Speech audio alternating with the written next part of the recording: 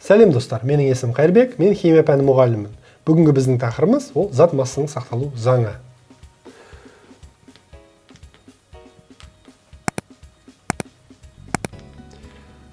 Бұл заң бойынша біз оқушылар бүгін не себепті химиялық реакцияның нәтижесінде масса, бастапқыдағы реагенттердің массасы соңғы өнімдердің массасына тең болатынын қарастырамыз. Бұл заңды қысқаша айтатын болсақ, мынандай мысалмен көрсетейік. Тәжірибе жасайтын болсақ, мынандай тәжірибе, кез келген бір газдалған суды алып,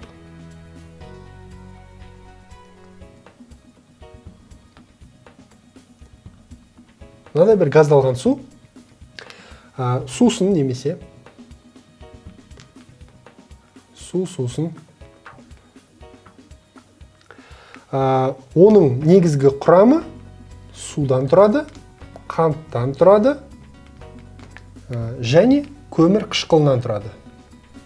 Көмір қышқылы. Егер де көмір қышқылының химиялық формуласын жазатын болсам, H2CO3. Осы көмір қышқылы газдалған сусынға қышқыл дәм береді. Енді біз осы бөтелкені электрондық таразының үстіне қоятын болсақ, электрондық таразы бұның массасын көрсетеді. Мәселен, массасы, осы бөтелкенің массасы 1 килограмм болсын. 1 килограмм таразыда көрсетеді. Біздің таразымыз өте дәл көрсету керек, яғни 100-дік бірлікке дейін. Енді біз бөтелкені шайқап, аузын ашқан кезде ішінен газ шыға бастайды. Егер де таразының үстіне тұра берсе, онда таразыдағы масса өзгереді, газ шығып болғаннан кейін. Мәселен, оның массасы 0,98 килограммға айналды делік. Яғни 0,02 килограмм шығып кетті. Не себепті масса өзгерді? Себебі бізде бөлшектің жоғалуы орын алды. Бөлшек жоғалды. Газдар яғни. Соның нәтижесінде, бөлшектің жоғалуы нәтижесінде массада азғандай мөлшерде жоғалды. Енді бұл не болды? Бұл жерде химиялық реакция жүрді. Оның реакция теңдеуін жазатын болсақ, H2CO3-тен H2O бөлінді және CO2. Осы біздегі CO2 газ болып, сыртқа қарай ауаға шығып кетті. Сол CO2-ның массасы бұл жердегі мына тараздағы бастапқы және кейінгі массаларының айырмашылығына осының массасы тең. Яғни, осы CO2-ның шыққанынан, жоғалғанынан бізде масса өзгерісі пайда болды. Яғни, кез келген химиялық реакцияда бізде негізі бастапқы реагенттер деп аталады бұлар. Реагенттің және соңғы өнімдердің массалары тең болу керек. Мына жағдайда не себепті тең болмай тұр? Өйткені бізде белгілі бір бөлшектің массасы екінші рет есептегенде есептелген жоқ. Ол өйткені шығып кетті. Енді соның шықпасы үшін біз не істей аламыз? Біз мына жерге шарик орнатып қойсақ аузына, шайқап қақпағын ашқан кезде шарикпен бірге, онда шарик үрленеді. Яғни газ ауаға кетіп қалмайды, шариктің ішіне жиналып тұрады. Яғни оның массасы бұған әсер етіп тұрады. Сондықтан сол себепті бұл реакция орындалғанымен массалардың айырмашылығы болмайды. Осыны біз зат массасының сақталу заңы деп айтамыз. Яғни химиялық реакцияның барысында бастапқы реагенттердің массасы және соңғы өнімдердің массаларының айырмашылығы 0 болу керек. Яғни екеуі тең болу керек. Тағы да бір мысал көрсететін болсақ,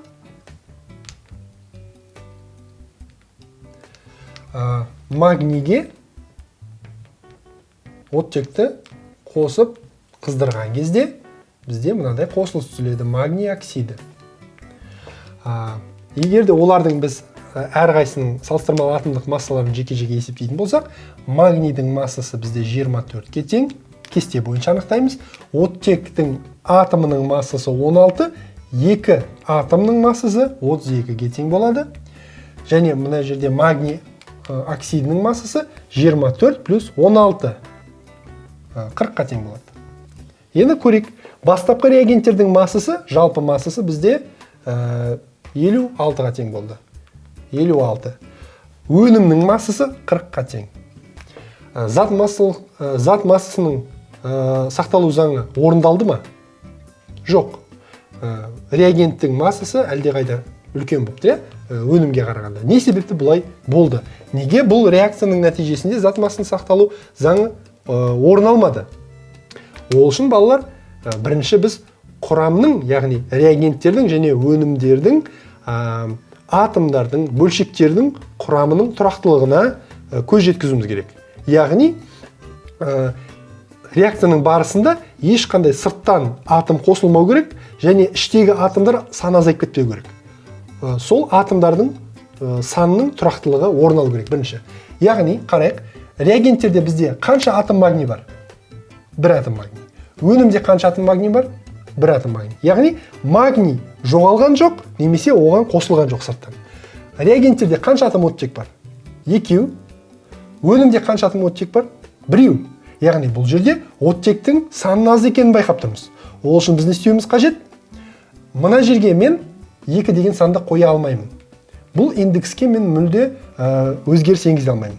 Мен тек қана алдына коэффициент қою арқылы оны теңестіре аламын. Яғни, мына жерде бір магний, бір оттек, бұл бір қосылыс, оның құрамы сақталады. Алдына коэффициент қоятын болсам, яғни 2 магний оксиді қосылысы бізде пайда болу қажет.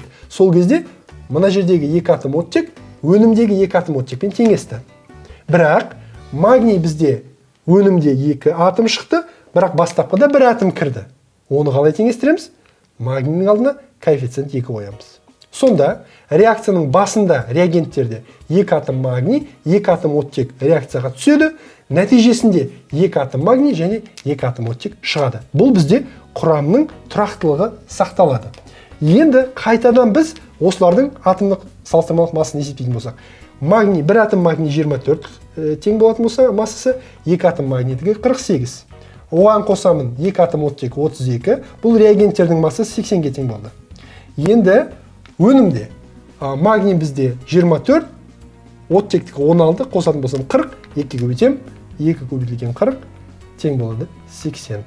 Осы жағдайда бізде зат массасының сақталу заңы орындалып тұр. Сонда оқушылар, зат массасының сақталу заңы ол кез келген химиялық реакцияда орын алады, бірақ біз бірінші ол заңдылықты жасау үшін құрамның тұрақтылығына көз жеткізуіміз керек. Яғни, бастапқы реагенттердегі атом саны соңғы өнімдегі атом санына тең болу керек. Содан кейін біз олардың массасын есептеген кезде ол да тең болады.